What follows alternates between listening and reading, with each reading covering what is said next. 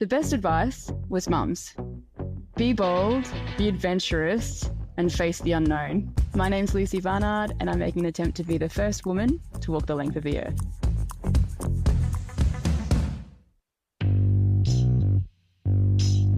In 2017, Lucy Barnard stood at the southernmost point of South America with a massive task ahead of her. She would walk north until she reached Alaska. 9 years later, Lucy is still walking. By May of 2026, she had made it to Prince George, Canada, roughly 500 miles north of Vancouver. So far, Lucy has crossed deserts, mountains, jungles, and plains. She spent time in local communities, camped in wild landscapes, ate a lot of empanadas, and even learned Spanish. In Chile, she adopted a blue heeler pup named Wombat, who's walked alongside her ever since. Lucy hopes to reach Alaska in the summer of 2027. And when she does, she will make history as the first woman to walk the length of the Americas. I'm Shelby Stanger, and this is Wild Ideas Worth Living, an REI Co-op Studios production brought to you by Capital One and the REI Co-op MasterCard.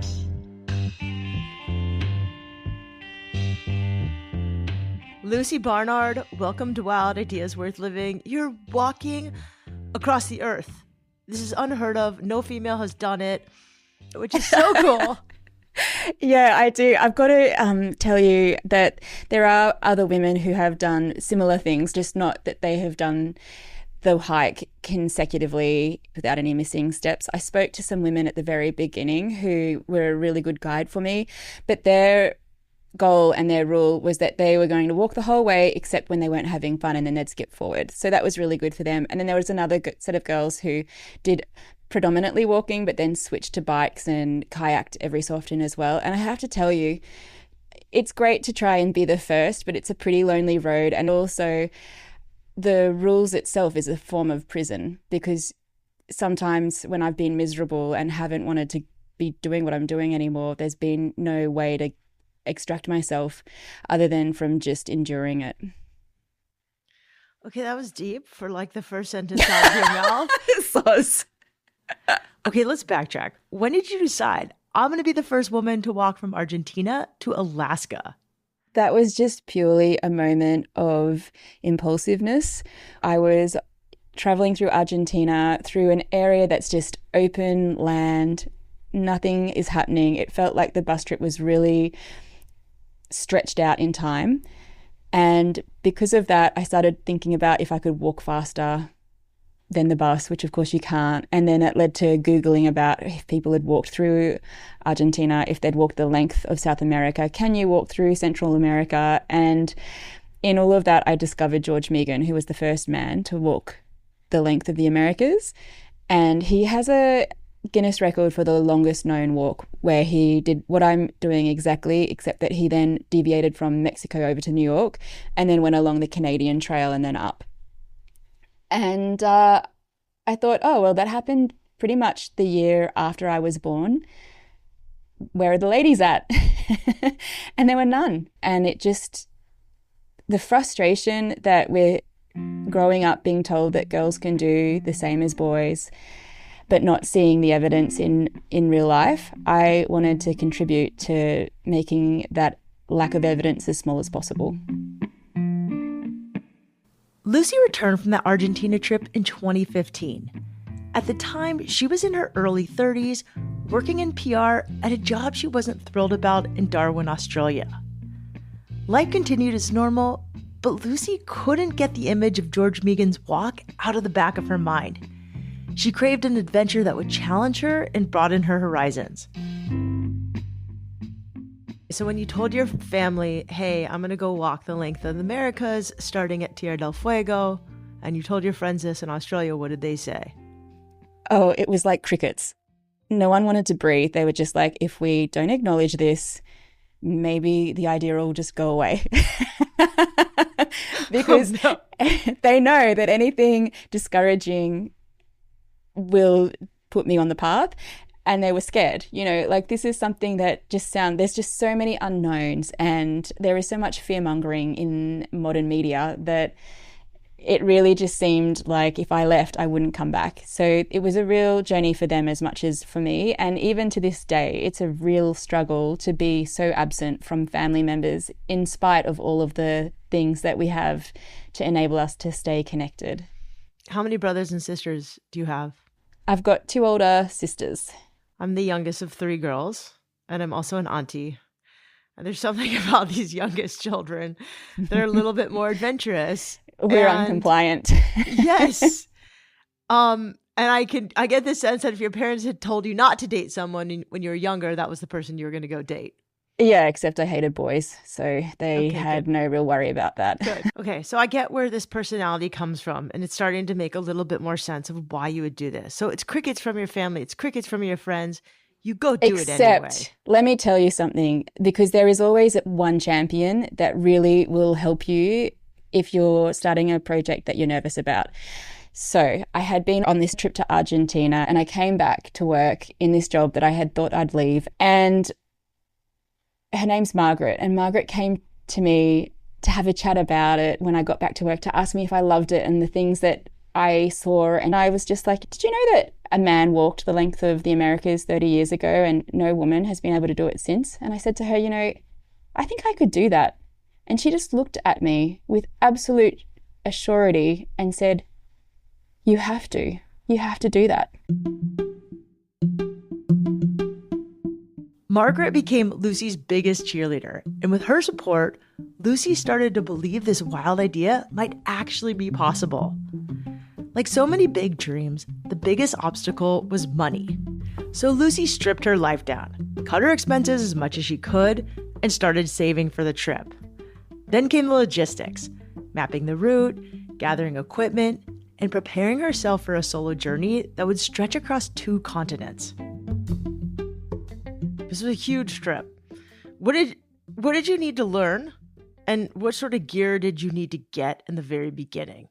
Okay, well, the most obvious thing is that when I started, I didn't speak Spanish. So getting at least a grasp of the language was helpful right up until I really didn't spend any time in Spanish-speaking areas because I was always remote. And I don't know if you know this, but through Latin America, there are consistently Indigenous populations for who Spanish is their second or third language. And so trying to communicate with 2 sets of broken Spanish, I have to say it was easier than talking to just native Spanish speakers because at least we understood our logic in trying to reach for the language. Like we met in that broken format much better than if someone has an expectation on how to communicate. So that was good, but that was definitely the scariest hurdle because I can't mitigate risk if I don't have awareness of my environment.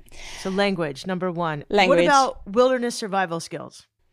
Oh, yeah. Yep. But I had that already in my toolbox, I guess you could say. I think What did that look like? Not everybody has that. Okay. First of all, I have a self-rescue plan. So I have a beacon if I need to be removed from a remote area. That can happen swiftly. And there's a lot of comfort in and confidence building in knowing that you have a lifeline. So that's probably the most helpful thing for fortitude. Then I meet with my doctor frequently and we update my first aid kit, which isn't like a typical hiker's first aid kit because remembering that I'm in remote areas where things like, just different illnesses are present. And so I need to be prepared on how to recognize, mitigate and prevent preferably, but address as well if I become sick and to know those symptoms so that I can advocate for my own health. I also am quite realistic about if I was to break a leg, what that would look like. And I have the responsibility of a dog. So it means I've also got a first aid kit for him and knowledge on how to deal with almost everything that he could possibly have happen. And a vet on call as well, who I can access through my beacon. And then I carry super strong pain medication and am very careful that if I ever need to use that to walk myself out of a problem, that I only take enough so that I still have my wits about me, that I'm not making the injury worse, stuff like that.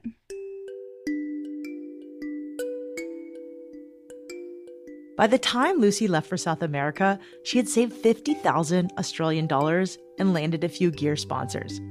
She'd done the research, built up her wilderness survival skills, and planned as much as a person can for something this big.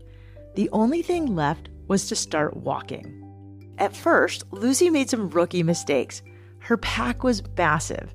It weighed nearly 70 pounds. But pretty quickly, she learned to lighten her load. From when you started, like that first week, what was that like? Do you remember? Terrifying. It was terrifying. I just can't. I was scared because the most fragile moment of a hike is anything that happens beforehand. If you can get yourself to the start, you are destined for success, but you do need support or luck on your side, or like an inflated ego. Not a fragile ego, I guess.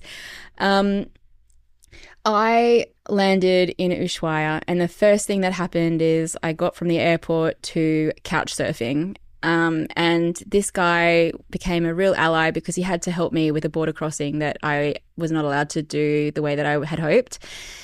And he had to drive me into the middle of the wilderness. So basically, he was abandoning me in the middle of a really dense, undeveloped national park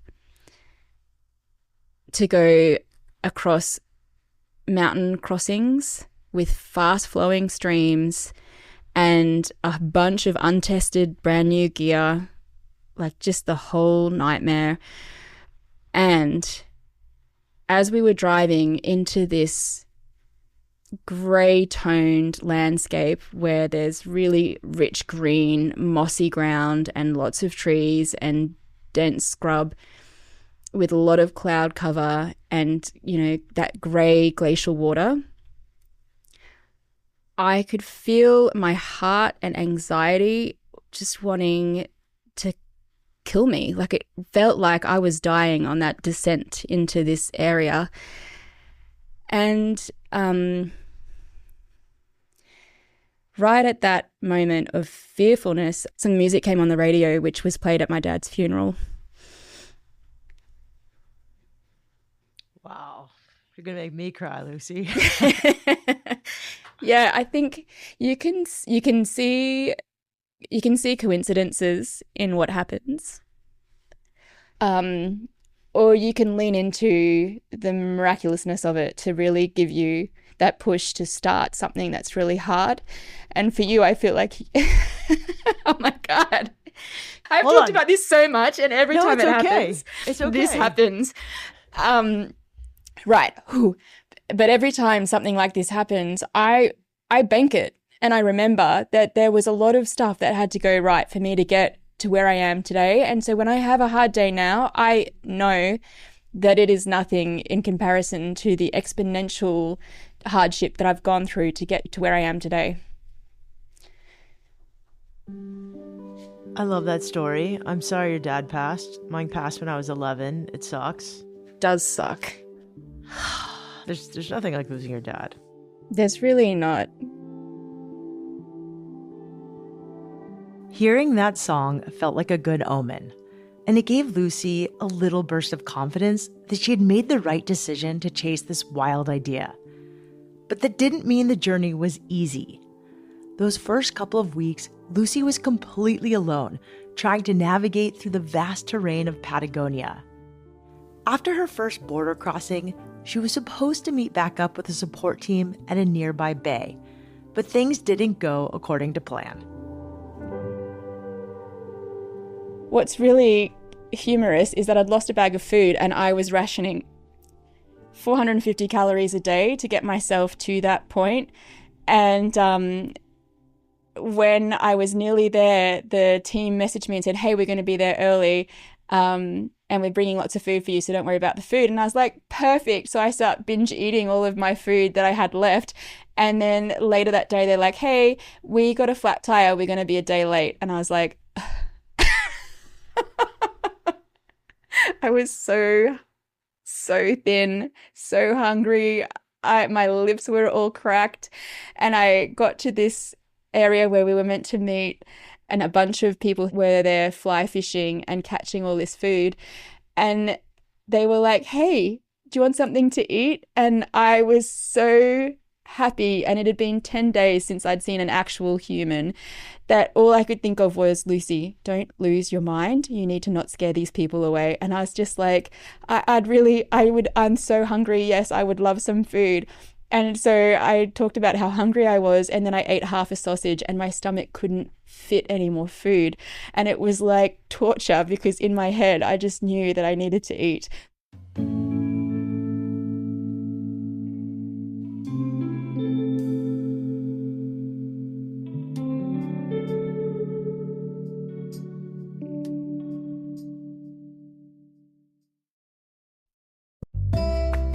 The sunshine is back, and I'm planning to spend the next few months outside, catching waves, camping, and hiking the trails all around San Diego.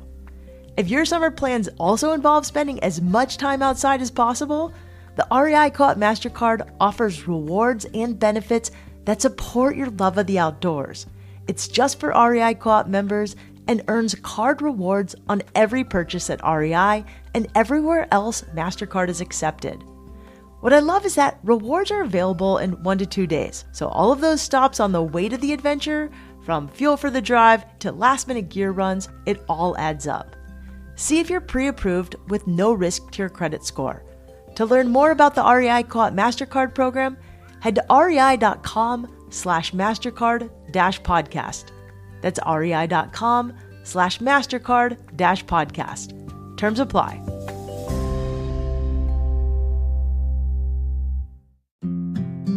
When you're moving fast, covering ground, and chasing a wild adventure, the gear you carry matters. That's where Benchmade comes in. Headquartered in Oregon City, Oregon, Benchmade has been building purpose-driven knives since 1987. Their tools are designed to show up when it counts and last a lifetime.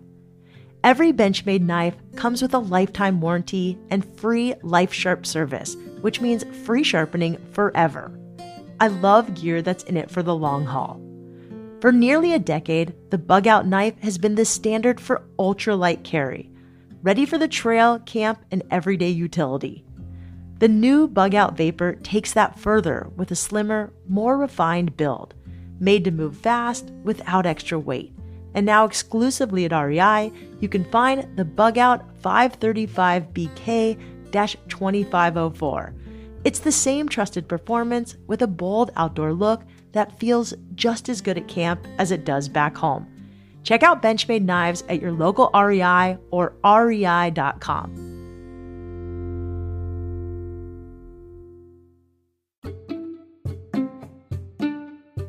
In 2017, Lucy Barnard set out to walk from Argentina to Alaska. She thought the journey might take 3 years. Nearly a decade later, Lucy is still walking. There have been delays, red tape, rest days, and of course, the COVID pandemic. But Lucy has never been in a rush to finish. Along the way, she's connected with fellow adventurers and spent time in small communities. What is a typical day like walking, eating, sleeping? Yeah, totally. My days are mainly driven by sticking to a routine. So I try and get up before daylight every day, mainly because my uncle always said that he really believed that if you saw the first light, that it would give you an extra boost in your day and that you would be a more happier person. And my uncle was a really happy person. So I have always tried to do the same thing. And my favorite time of the day is that period between when the sun's just come up and the temperature has dropped right off and then it starts picking up again. And that warmth that you feel when you're walking at that time gives me a lot of joy. And it might just be that I'm thinking of my uncle, but I also think that there must be some sort of a truth to it. So whether it is or not, I try and do that. That's my main rule. When I stop to eat, it's usually based on when I cover a certain amount of kilometers. But when I started, I couldn't replace the stove fuel that I had. So I was eating what I didn't know existed at the time was the equivalent of cold-soaked polenta that doesn't cook cold-soaked, and awful, horrible food. I cannot look at polenta or mashed potatoes to this day, honestly. There was no variety. It was pretty miserable, and I love food. So the stretches too were really far between towns. And so I would have to walk such a long way. I was weighing about 60 kilos. My pack weighed about 30, which is way too much. And it was just because I wasn't experienced in ultralight hiking. Back home, we always just carried way too much and dealt with it. So that first period for a long time was messy. And I didn't really find my feet until I went into the Atacama Desert. And that was a whole nother dirty beast. You poor thing. Okay. So every day you hike, you run, sometimes you have to kayak, but you don't just walk. You do some other things, yeah? Oh, totally. I mean, the thing that I love the most is that I'm in towns, and sometimes I run into a community that needs help with something. And this is what I would really like to explore after I finish my journey, where I might be able to walk into a really remote community and bring them something that they need. I think that would be wonderful, especially if it's like I've met communities that haven't been able to access their neighbours for 10 years because a bridge fell and no one's going to replace that bridge. Or just water security, and being able to walk in some Sawyer filters would change the lives of so many and extend the longevity of their life as well. Cool. Where are you sleeping? Where were you sleeping? Like all through South America? In a tent. In a tent. Always Sleeping in a bag, tent. Yeah. Often, especially in small communities, people would see me and insist that I come in and spend the night with them rather than continuing on. And where I felt safe, I would always do that because it's a lot for me. It's really nice to be able to share that time with people, but also it's a lot for them as well to be a part of this girl's journey to walk something that to them seems unfathomable. Depending on the terrain, Lucy often walks between 15 and 30 miles a day. She also builds in plenty of rest days, using that time to resupply food, connect with people in the communities she passes through, or to take Wombat to the vet. Her dog Wombat is not just along for the ride. He's Lucy's trusted companion and an important part of her team. Technically, he's supposed to be her guard dog, but he's also a sweet, lovable pup. I see Wombat waking up, so we should probably introduce who Wombat is. Yeah, so Wombat is my blue heeler. He joined me in Chile after I'd completed the first year of the journey, and I needed a friend and just a different focus to the pursuit, but it was also strategic, hoping that he would help improve my security and safety. Let's talk about this, because everybody asks you, I'm sure, like, oh, but you're a woman, it must be dangerous. And like, I mean, the last guy I interviewed who did, Alaska to Argentina, he's like, oh yeah, I've only been robbed 8 times. I'm like, no biggie. Like, that's a big deal. But he was really nonchalant about it. And I was like, that's not small. For me, I wouldn't want to be robbed at all. And to me, I don't know the situation that he was in, but I also think to myself, how big was your profile to risk at the time that you were mugged? In that I could do so much to lower my profile. And yes, we have a higher profile to risk, but like my approach to this at least is to be methodical and to be asking those questions and to not put myself in areas where there is visibility. And I have learnt from experts in negotiation and in avoiding incursions to know that if you're concerned and you're in an area and you can't get out, the best thing that you can do is hike somewhere where it's difficult to access. Try and set your tent up in scrub. Don't set your tent up if you're really worried, and just wrap yourself up in it, and make sure that wherever you're positioned, it's above the eye line, because when people are searching for other people, it's rare that they look up rather than straight or down. I don't use a torch at night. I don't turn my light on at night. I have a dog with me. I carried pepper spray for most of the journey up until I got to the States, when I got bear spray. And I don't enter a town in the evening or on the weekend when people might be drunk. I always go in at 4 a.m. when the markets are opening, and I go and find women to sit with so that I establish a known connection in the area so that people don't feel like they can interfere with me because their auntie or someone they know knows me. I want to hear some stories. Like, tell me some of the most beautiful things you've seen walking. Well, right now, in terms of community, I'm just remembering that in Peru, I walked into this remote area, again, where they don't speak Spanish, and I met these two elder people who just wanted to usher me in and give me some parental love, which is something I really miss when I'm so far from home. And they were so proud of their daughter who had become a seamstress. And so she was sewing these traditional shirts that women wear. They're like a blouse and then they're completely covered in these beautiful sequences.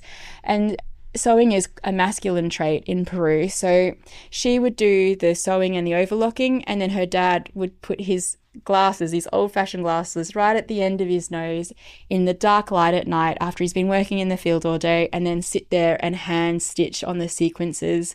And then they would tell me so proudly that they could sell those for $50 down at the markets and that they get exported to the States. And I was just so proud of all of them, because not only are they in a remote area, but they're also a marginalized group within their culture.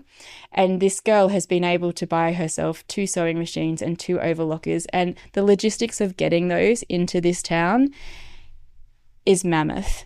Like, it's a real achievement. It sounds like it's been less about the landscape and for you more about the people.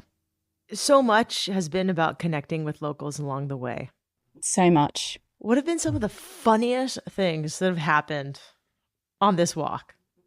I think the funniest things that have happened is I've had 2 separate police groups, one in Mexico and one in Argentina, dance with me. So the group in Argentina, the police in Argentina invited me to do Zumba with them, and they were in a remote area in a shack of a police station, and then they had this big TV, and every Tuesday they'd eat pizza and then put a dance video on the TV, and we all got together and danced Zumba, which is ridiculous. I hate dancing, really, truly. I'm a bit too embarrassed by my own self at dancing, but I when you're there, you just got to throw yourself in, and that was great.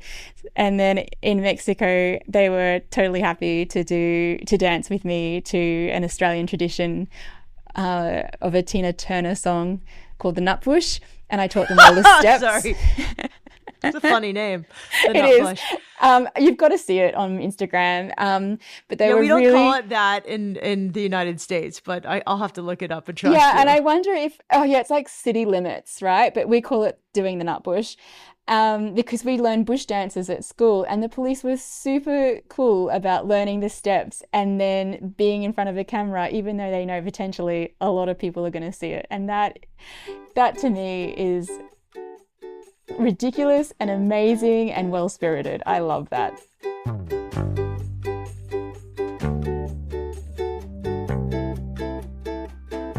On Lucy's Instagram and YouTube, she shares videos about the people she met along the way, from indigenous communities high in the Andes Mountains to thru hikers on the Continental Divide. Lucy has seen a lot over the last 9 years, and she's had to learn to embrace the unexpected. So much has changed since when you started till now. Yeah, the world has changed, absolutely. And you know what's really... But you've changed. Of course. I mean, we all change as we get older, for sure. But I don't think I've changed in any way that would have been different if I'd sticked to a typical course, because life happens and we grow at only the rate that we can with the experiences that we have. So, yeah, I feel like this has become what is different is this has become a lifestyle for me. I see it more as a job than absconding from life. I never saw it as running away from anything. You know, some people have suggested that that's what's going on. Truly, I was driven by contributing towards the female pursuit. And when the years extended, that was a surprise. I really thought I'd be doing it in 3 years, but I did learn that I value human contact. I want to share people's stories. I want them to be celebrated the way that they should be. And really, truly, the people who are watching this journey with a lot more loyalty than I can ever have imagined people would. It's because they want to see these stories of kindness. To keep in touch with Lucy and watch her finish out the end of her journey, you can follow along her Instagram at Tangles and Tail. That's TANGLESANDTAILS. We'll provide a link to her socials and her website in the show notes. Big shout out to past guest Liam Garner, who's currently biking around the world. He introduced us to Lucy, who he met on one of his previous expeditions. You can find Liam's episode in the podcast feed, and we'll also link it up in the description to this episode. Wild Ideas Worth Living is part of the REI Podcast Network.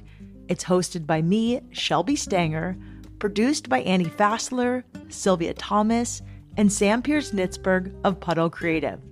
Our senior producer is Jenny Barber. Our executive producers are Paolo Motola and Joe Crosby. Thanks again to our partner, Capital One, and the REI Co-op MasterCard. As always, we love when you follow the show, take time to rate it, and write a review wherever you listen. And remember, some of the best adventures happen when you follow your wildest ideas.